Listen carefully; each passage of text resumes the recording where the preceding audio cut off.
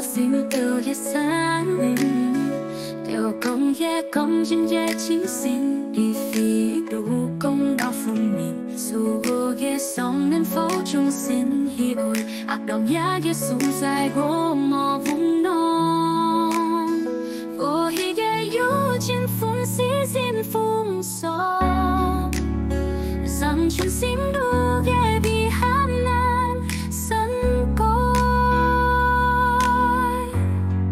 yu tung phá mặn mặn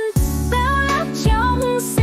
nghiêng xin đỏ xúc công vun non chiếu tiền nhẹ nhàng kiết công lát vô tiền biển bẹt phun côi sân xúc xít nhẹ nhàng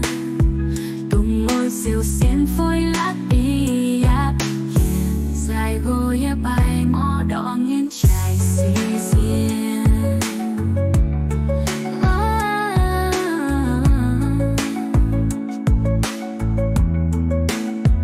đồng vùng ya ye xin